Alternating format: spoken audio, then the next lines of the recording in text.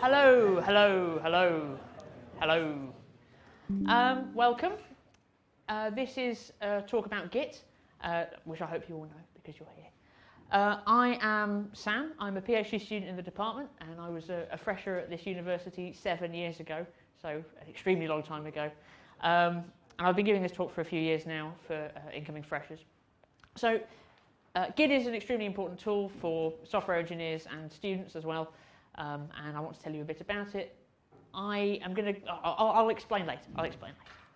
But I want to sort of motivate the talk first by asking for a show of hands if this has ever happened to anyone.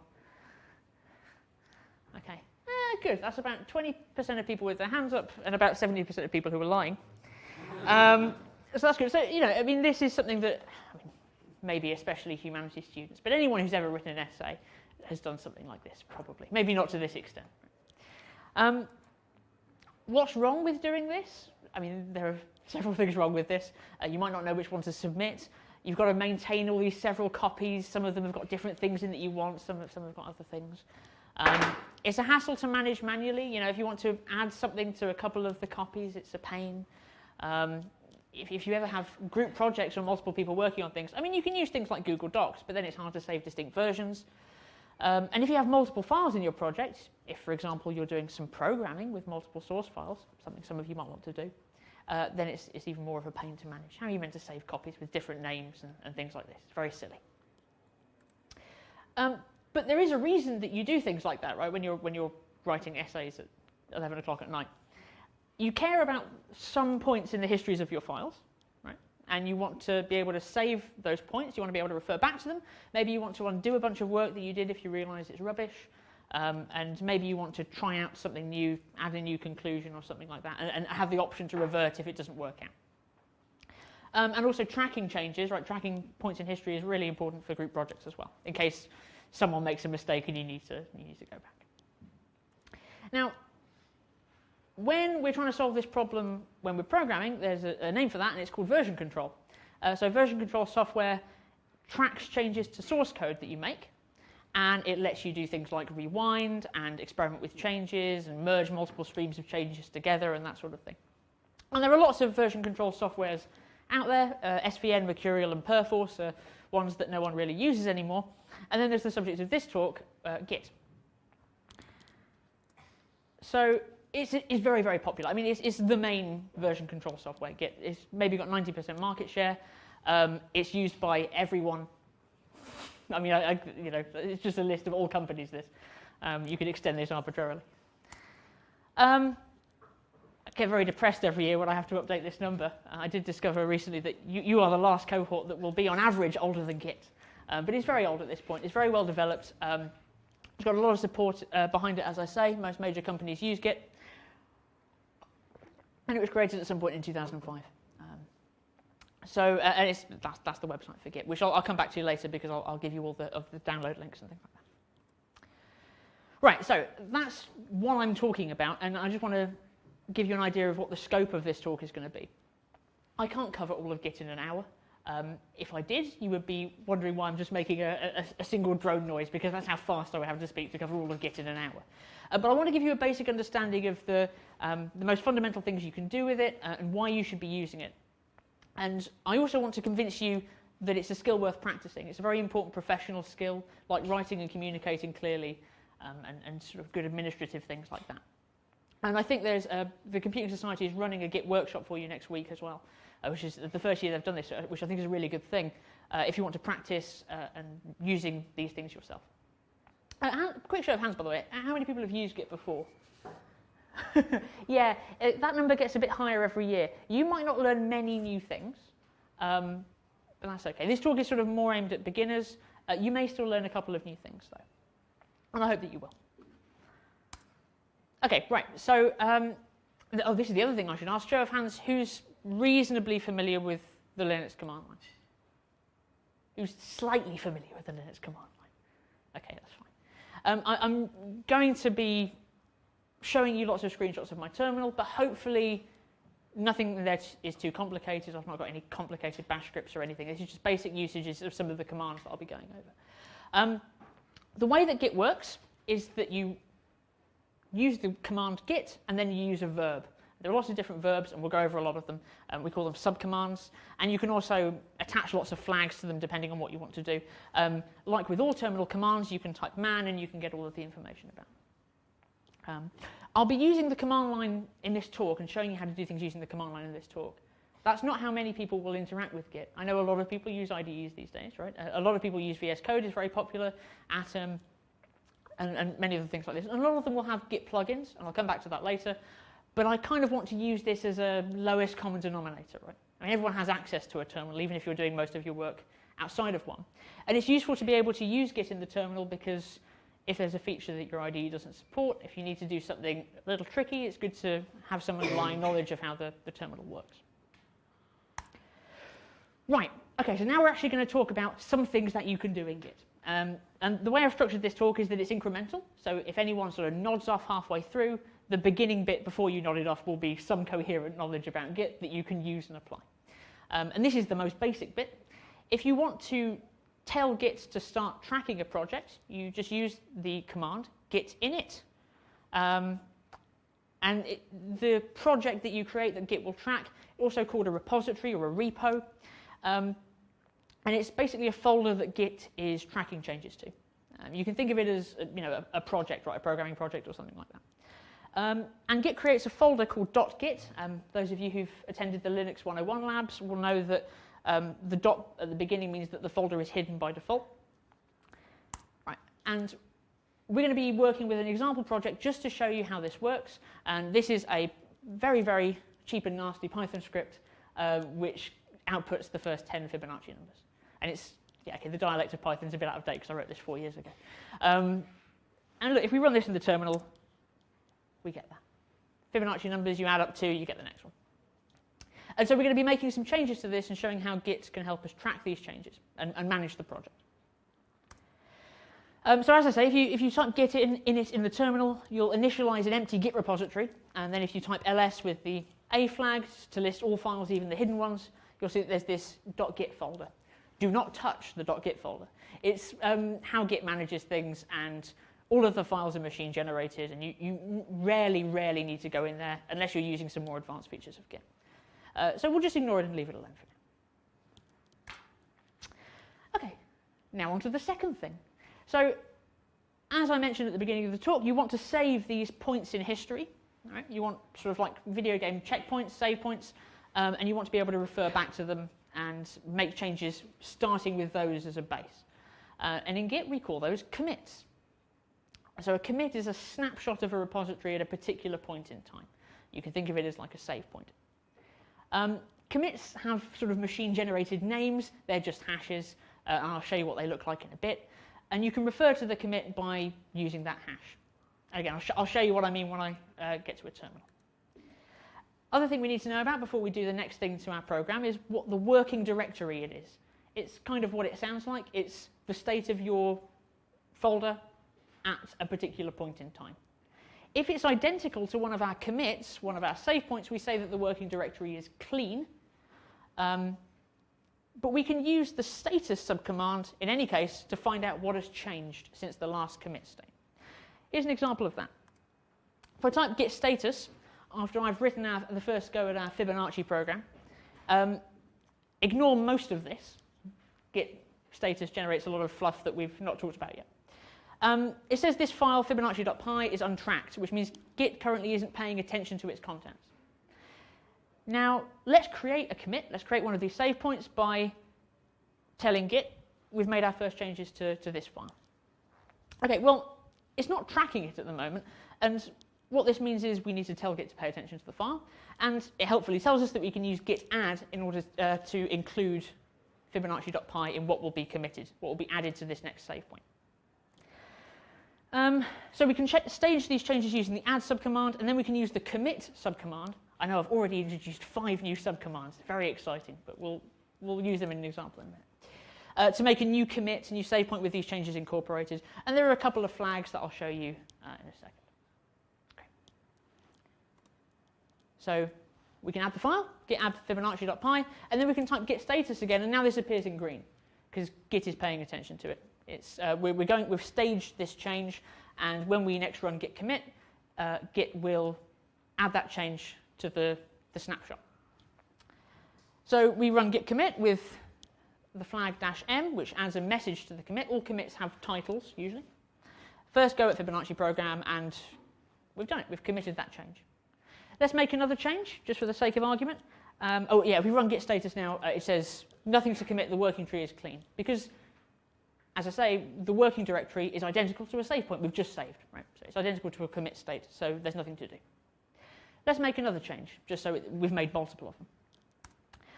So let's say that we want to explain how the output works, right? And we also add a README for the project. So this is a new file, and then we've changed the old file as well.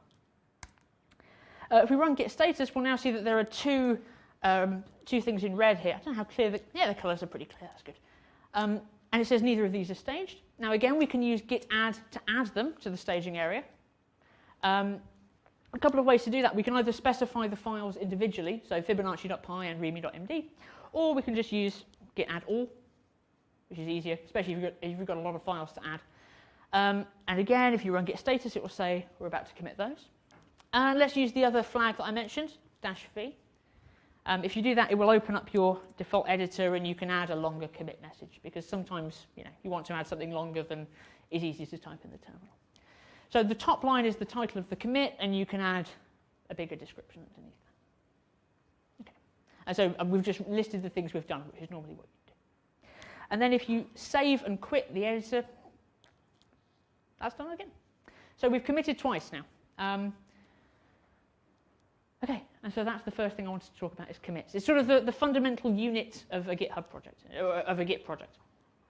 Has anyone got any questions about commits? I will say before I ask for questions, actually, I know this talk will be quick. It's not possible for me to do it slowly, because I would only be able to cover 2 things. So I'll have to be a bit quick.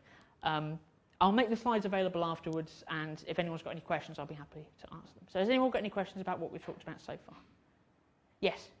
Is it possible to commit without giving it a title? Oh, I actually don't think it's possible to commit with an empty title.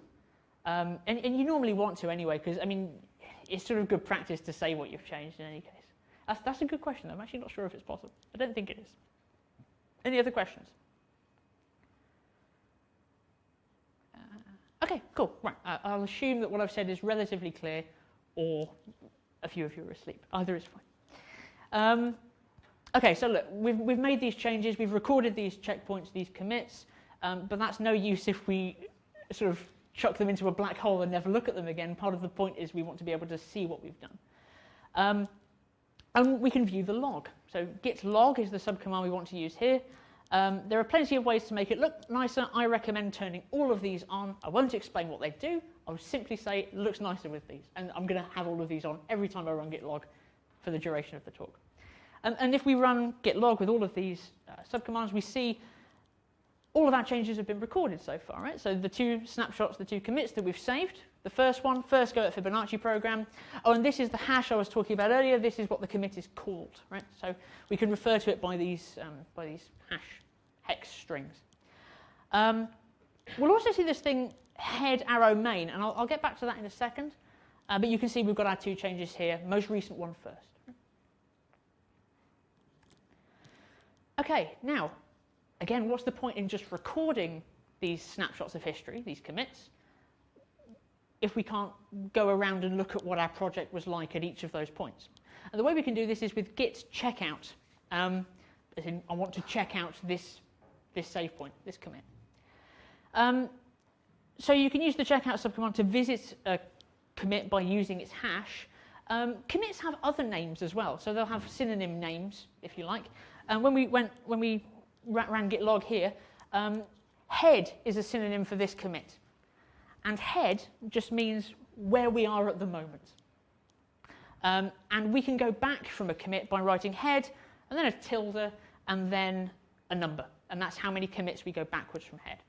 So for example, this top commit here is head, and this second commit is head tilde1. And so if we run git checkout head tilde1, it says a lot of things. But the most important thing is that we're now at the previous commit state. And we can verify that by, well, running git log for starters, and we see the head is now at this first go at Fibonacci program commit. And also we can see that we don't have a README and that we haven't explained our output. So this is the previous state, so we have actually gone there.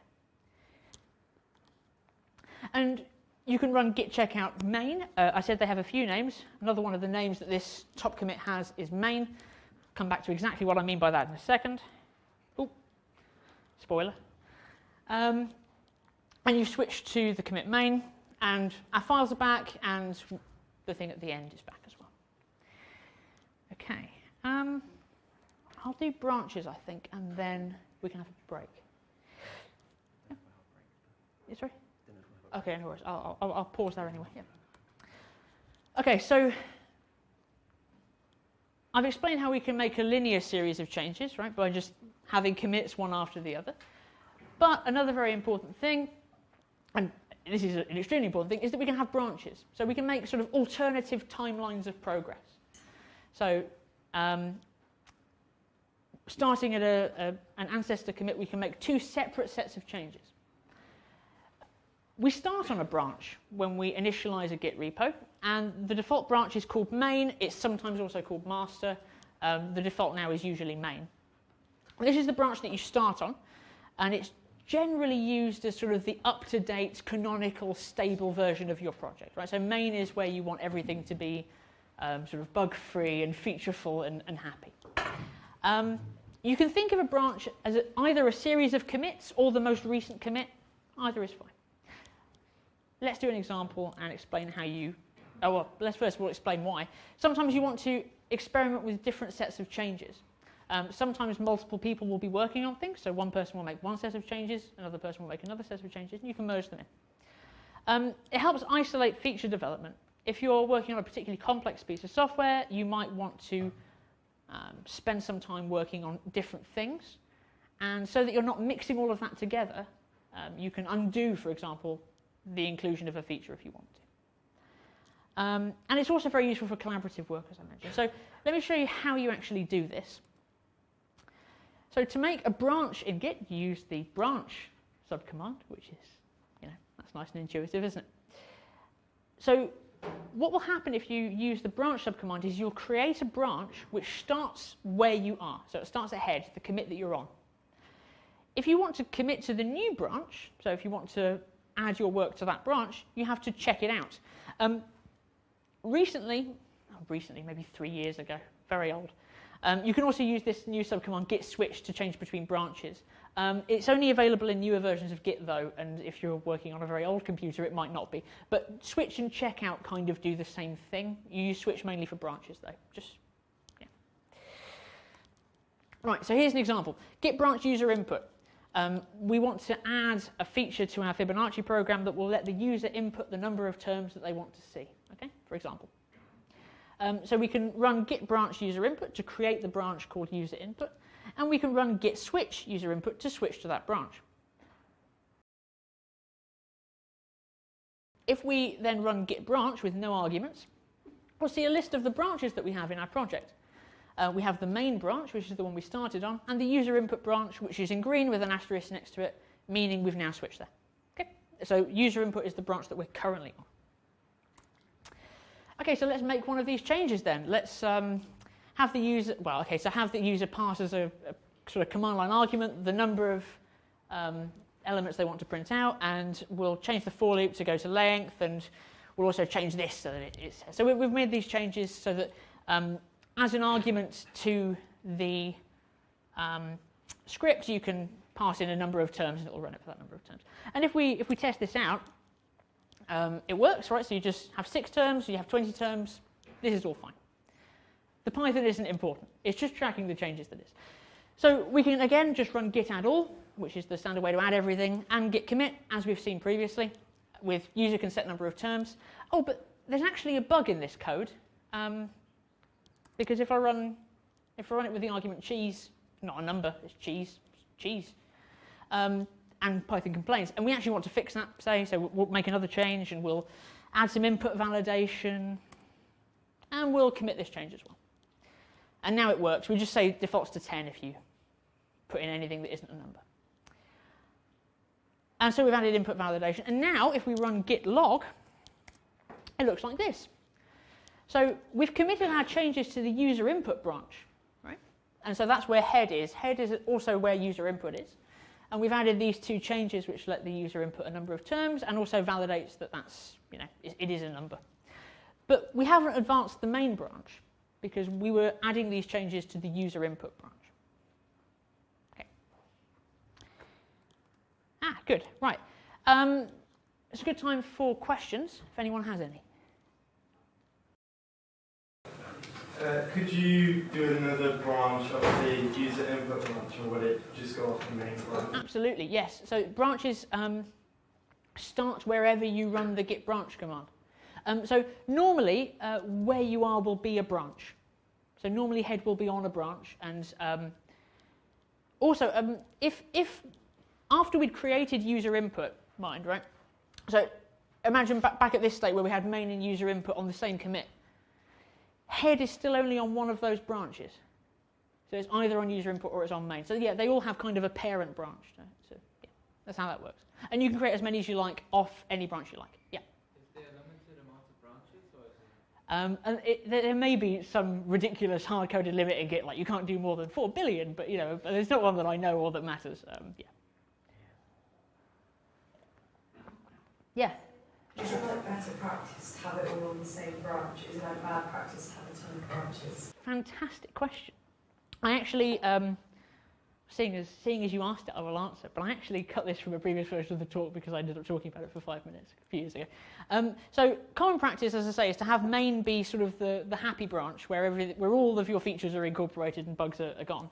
A common thing people do nowadays is whenever you sort of isolate features, right? So I'm implementing this feature and you make a new branch for it, you add all the things that you need to make that feature work on that branch, and then you, and I'm going to get to this in a minute, merge it back into the main branch. So obviously there's no point in having these branches if we can't then merge them together, and I'll talk about that in a second. But yeah, generally main is special. It's where the most stable, up-to-date version should be. Occasionally people also, well, occasionally often, people will also have a branch called develop, which is like main but sort of a bit more cutting edge. So there might be bugs and things, and it's maybe updated more frequently than main. So you know how you have like nightly releases of software? That'll often be on the develop branch, and then the stable version will be on main. Yeah. Yes? Is there a built-in way to visually represent all the branches together? Wonderful question. Yes. Now this is kind of that. We'll get to it in a second. This is representing all the branches together. I know what you're saying. This is just one branch, and it kind of is because main is sort of a sub-branch of user input, if that makes sense. Main only contains the first 2 commits, but user input also contains those 2 commits. Does that make some sense? The options that I've passed to Git log here, specifically the --all, which is sort of short for show me all of the branches. So it will actually show this, but our branches haven't really diverged yet. So you'll see an example of this a little bit later. If we did want to break now, would be a good time. Otherwise, I can carry on. Can't stop people. I'll carry on. Cool. Right. So merging. Okay. I've written a ridiculous word here, which is sometimes. We pretty much always want the changes from more than one branch is on the same branch eventually. That's the point of branching, right? We're isolating feature development, and we want to put them normally on the main branch or the develop branch. We want to merge them into the main version of our project. So a bit of terminology here. When we merge branch B into branch A, that gives branch A the features from branch B. I have a picture, don't worry. I have a picture. So how do you actually do this on the command line or in your favorite editor? You switch to the branch that you want to merge into. This might sound a bit counterintuitive. So you move to the branch that you want to end up at, and you merge another branch in. Okay? And use the merge subcommand to do this. The branch that has been merged in does not change. And I will show you this with the diagram that I think is on the next slide. Yes, it is. Good. Right, so I've got a blue branch and an orange branch, which may appear red, depending on the lighting. And suppose I want to include the orange changes in the blue branch. How you do this is you switch to the blue branch, so you're on the end of the blue branch, and then you would type git merge name of the orange branch. And you would end up with something like this. You'd end up at this state where these are sort of squashed into a single commit, but you have the changes from these commits on the orange branch, and you end up here. The orange branch continues to exist, and you can still add things to it. And if you can merge it in again to the blue branch later down the line. Okay, so this is how this works. I'm going to, any questions about how this works? Yeah. Okay, so if your branch from both blue and orange have involved changing separate lines from the old grade, so like the old grade might have one line, and blue you change it to one thing, and orange you change it to another. What kind of clashes does that create? No, we're not there yet. I will get to that in 4 or 5 slides. Yes? So if you want to delete the orange branch? You can do that, and often you will after you merge it into the blue branch, right? Because maybe you don't need it anymore. You've got the changes. You just run git branch -d and it deletes the branch, and it kind of can tell whether you've it kind of does a little check to see whether you've merged it into something, and if you haven't, it will say, well, you're sure, but otherwise it will let you do it. Yes. For a larger scale project, surely you'd have a very large number of branches. So what if you want to merge lots of different branches together simultaneously? Would you have to build loads of commands? You do them one at a time, but generally that's not a huge problem actually. I mean, put it this way, right? If you only have as many branches as you have features to some extent, right? And you do it once per branch you want to merge it into. It's not too much work. There is a bit of work created if, as you say, the merge doesn't go very well, and that can happen sometimes, and we'll get to that in a little bit. Right, I'm going to show you how to do a merge. So it's basically just what we've said here. So say that on our main branch, we make a change to the starting numbers, right? We started with 1 and 1. Let's say I change it to 1 and 3. This isn't the Fibonacci sequence anymore. It's some different sequence. But I've changed the starting numbers, right? And I commit that change. You know, I quickly test it, and I go, oh, yeah, that's a different sequence, all right. I add the changes, and I commit them. And now, hopefully this has answered your question, we see that it's got sort of this cute little ASCII art for the Git log now, right? So we've seen that the changes have diverged.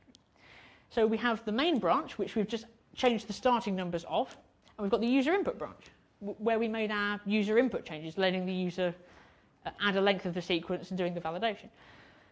Okay, so, I mean, we obviously want both of those changes, well, not obviously, I'm telling you, we want both of these changes on the same branch, and let's say we want both of these sets of changes on the main branch, right? So we use Git Merge.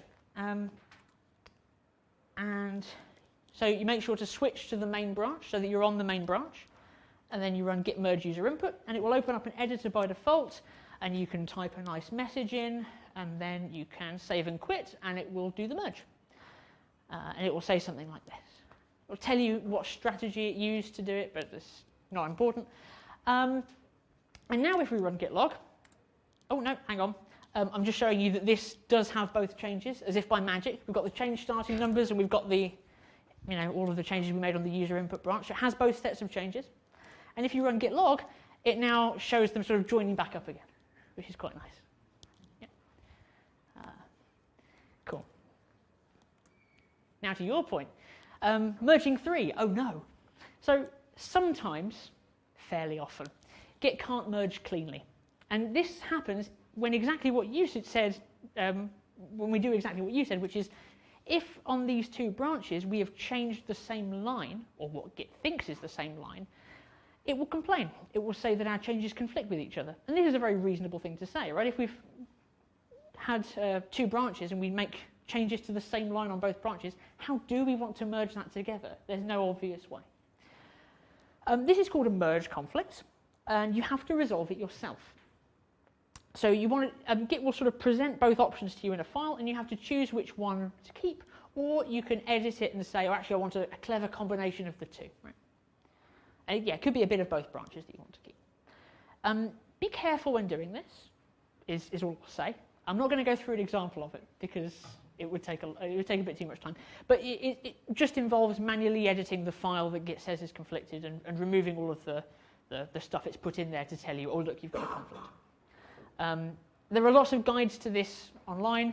It doesn't often take too much time, and especially once you get used to doing it, you'll have to do it fairly regularly.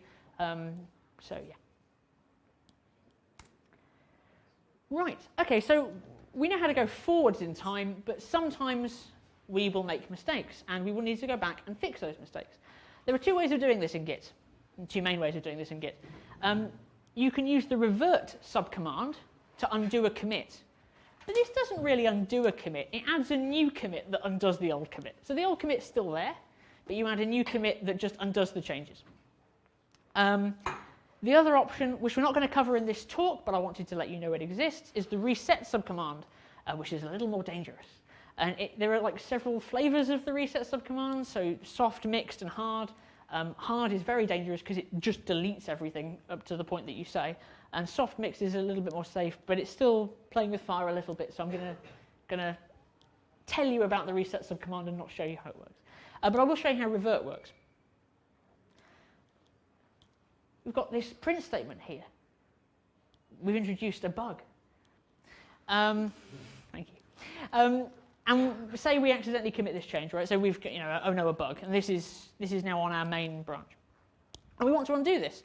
Well, this is easy. We use Git Revert and then any of the names for this commit. So we could use Git Revert head, which is again the commit we're at, or we could use the hash, right? B2AC5F5.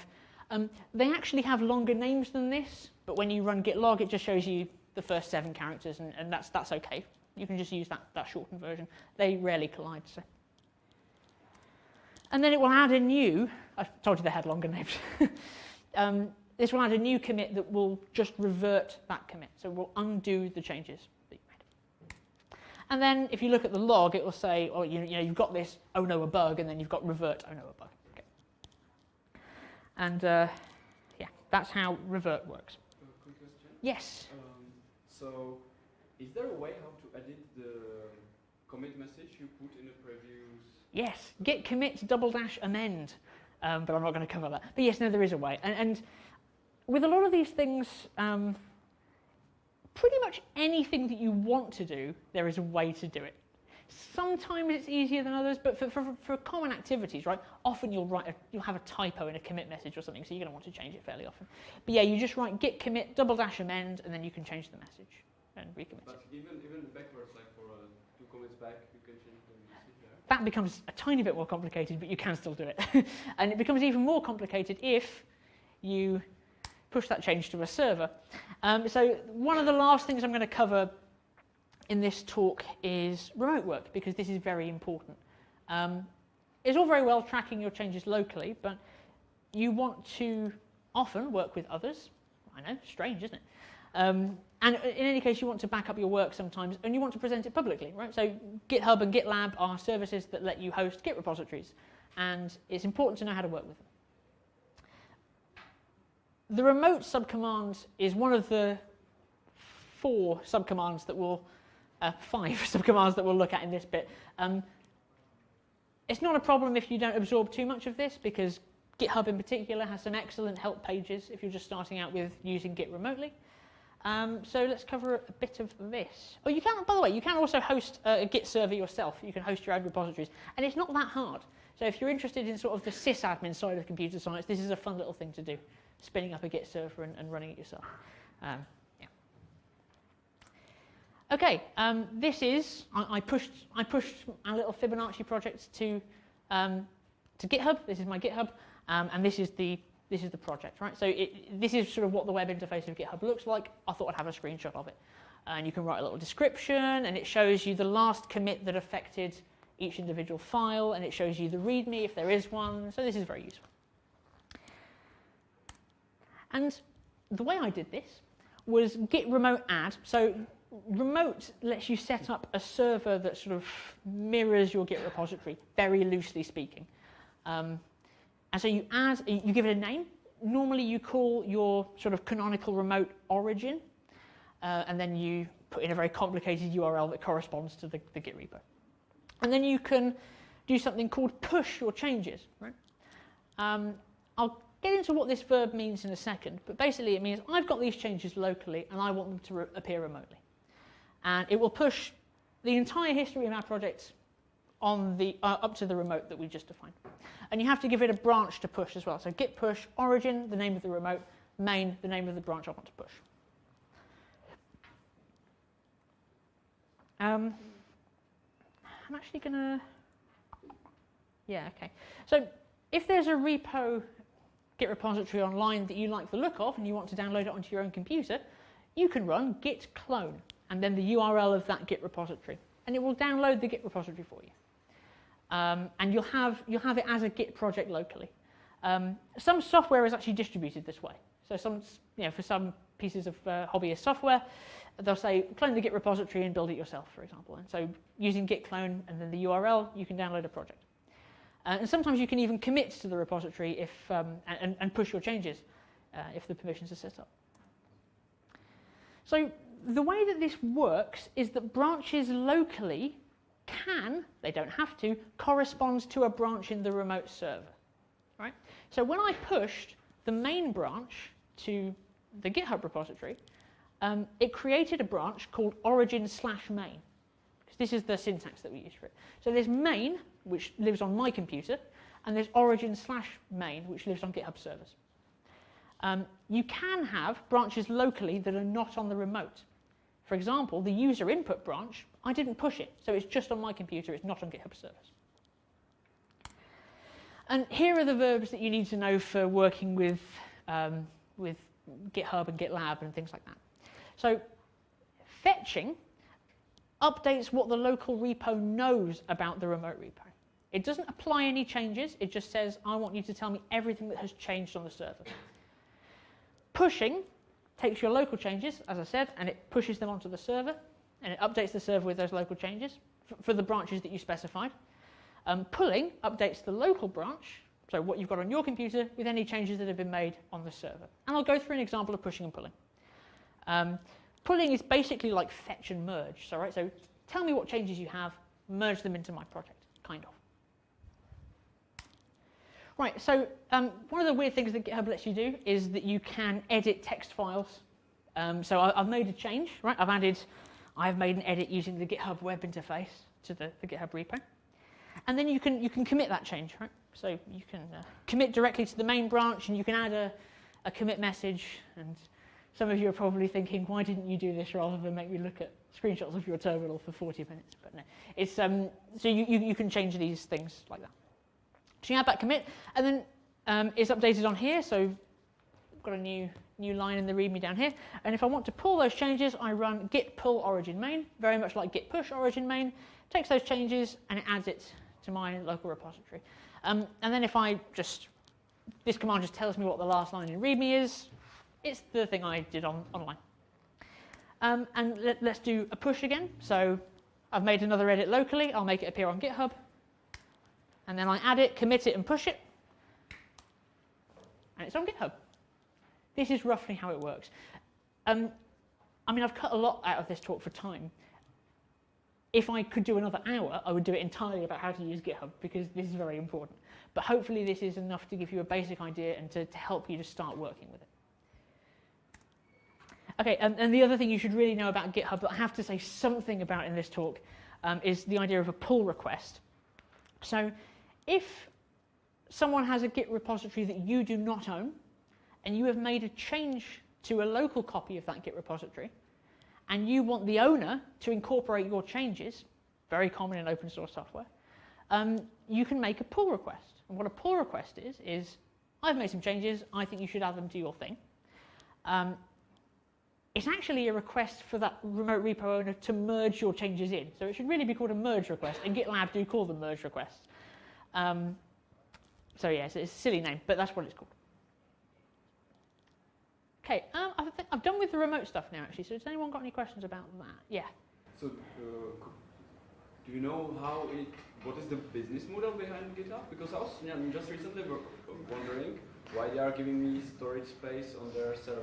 Yeah, so it used to be that you had to have private repositories, you needed a pro plan, but they're doing lots of things with AI and GitHub Copilot that they're selling to businesses and things like that. So, yeah, it's one of those models. Yeah. I'm confused on the differences between pull and merge. Okay, fair enough.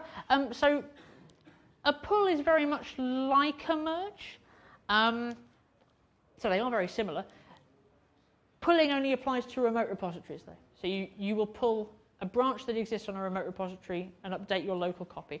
Another thing that's different about it is, so for example, when I'm pulling, I will update my local branch, say main, with a remote branch origin/main. So it's updating the same branch but different versions of it. Merging is usually between branches that are named differently, if that makes some sense. Yeah. And also there'll be no, you know when we merged, there was that extra commit that did the merge. That doesn't happen for pulling. It just sort of syncs it in a very smart way. Any other questions? Yes? This is kind of specific, but like on the screenshot it showed, it was like git push, like origin main or something. Yeah. Is there any way to just push the entire thing, not just this? Yes.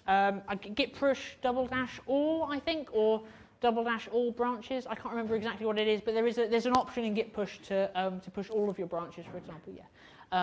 I think you could even list a bunch of branches in the command if you wanted to push multiple. I think is also an option. Yeah. So just on that top line, you add the thing. Yeah. I thought you only have to add when you make a new file. Oh no. So git add it adds any changes you've made to what will be committed. So even if you've made changes to an existing file, you need to add those changes to the next snapshot, if that makes sense. But it also works for tracking a new file. It's the same command for both, which I realise is a touch confusing. But yeah, no, very good question actually. Yeah. Is there a difference between git add dot and git add dash all? Yeah. So I mean, if you're in like a subdirectory, I think git add only adds things. Git add dot, very difficult to say, only adds things that are in your subdirectory and in where you are and the directories below it. But if, for example, you're in a subdirectory, and it can change a little bit. But git add all will do everything you've changed in your project. It's a bit different. Does that answer your question? I think it's the difference anyway. Yes. When you push a branch, does it push all sub-branches or all parent branches to the origin as well? Or? So I've put git push origin main here. So this command will only push the main branch to origin. But if you push user input, does that then say origin/main/user input? Oh no, that would create a new branch on the remote server called origin/user input. Yeah. So the branches, you can have, each branch that you have locally can have a copy on the remote repo. And when you push it, it will update that copy, basically. Yeah. Okay, I'm going to cover a couple of last things, and then I'll be done. Right, some top tips. Just to finish us off with, and I'll do a couple more things as well. Do not commit secrets. What do I mean by secrets? Passwords, API keys. Never commit those to a Git repository. Don't do it. Because it's very, very hard once you have commit something to a Git repository to remove all traces of it. You can undo the commit, you can erase what's there, but it's always kept somewhere, or it's very often always kept somewhere. So just please don't commit any API keys or passwords in the first place, is what I recommend. In terms of how you should use it, we got a question about that earlier as well. Commit little and often. You know, how you'd save a document every 10 minutes. Once you've done something that's kind of, the smallest possible unit of change, maybe not the smallest possible, but, half an hour of work, commit it. As long as everything runs, it's not a completely broken state, commit the change. It's less painful that way to revert smaller mistakes that you've made. In terms of branch management, we've got a question about that as well. Make small branches and merge them in. That's the best way to do it. If you've got a branch that has hundreds of commits on it that you need to merge, you know how I said that you can get conflicts and they can be a pain to merge? Well, you get lots of conflicts. And as I say, branch-d will clean up dead branches. So branches that you've merged in but want to get rid of. And do not commit secrets. Hate the command line? There's lots of software. Git GUI for Windows and SourceTree for Mac, but no one really uses these anymore, or very few people do. If you're working in an IDE, which most people will be, most of them have Git plugins, including VS Code, obviously, and Atom and all these other things. Even if you're a Vim or an Emacs user, there are plugins that will make your life easier when you're using Git, so you should use those. There are some install links. They come with options to add a GUI program. If you're on Linux, it is already installed, 99.9% of the time. You might want to update it, though, because it might be a very old version. Two more things. So for some languages generate a lot of rubbish. So you don't want compiled files in your Git normally, because the way Git does its work is by line. So you tend to not want to commit binaries and things like that. Also, like, __ PyCache and the 700 gigabytes of files that NPM downloads, and databases and things like this, right? So you can put you can put sort of like regular expression-like things in a file called .gitignore, and Git will just pretend they don't see it. And you can't accidentally commit them then. And that's what I recommend you do for example, secrets and API keys. Put them in something that is in gitignore. You'll probably have to make this file yourself, and you'll actually have to commit the file .gitignore, because it is a file, so you'll need to add it if you want it tracked. But this is very useful, and it's something that I couldn't really do a talk about Git without mentioning. Config. You can change a lot of things about Git. For example, the editor that opens up when you do git commit -v, or you can have a global gitignore. Say I never want to commit .jar files. You can specify the tool that you want to use to resolve merge conflicts. Loads and loads of things. Even like default login credentials for GitHub and things like that. And you can use the config subcommand to edit them, or you can just edit the file yourself. It's in like home/.gitconfig or something. And you can do this on a project, user, or system level, so there's lots of ways to configure it. And I highly recommend looking at some of the options you can change. They're very useful. And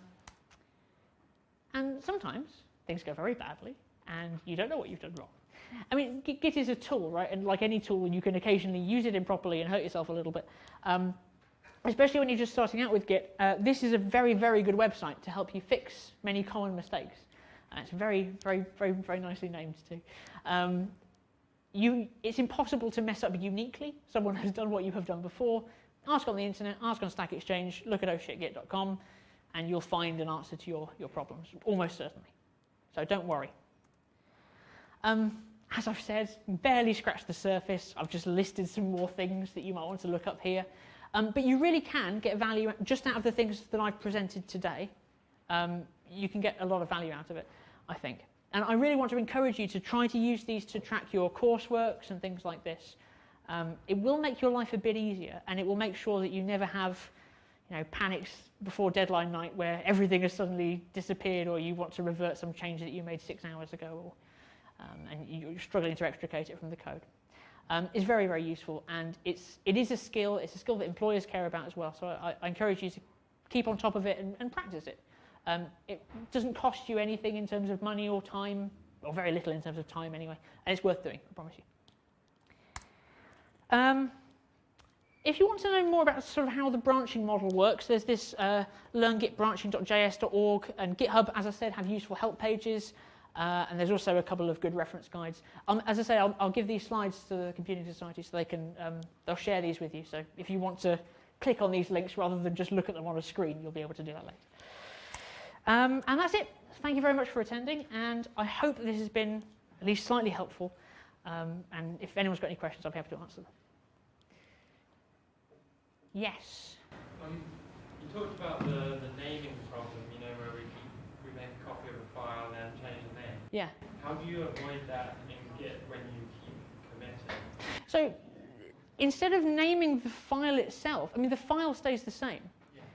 But what you're describing when you write a commit message is what has changed. And that can be just a plain text description, I have added a conclusion to my essay or whatever. And so you can go back in time and see what the state was at the time. And it's more descriptive to have a longer description, if that makes sense, rather than like just a file name. It's not a title. Yeah, it's a description of what's changed, right? And so those are often easier to navigate, really. Anything else? About anything I've talked about? Cool. Thank you very much. And yeah, enjoy Freshers Week.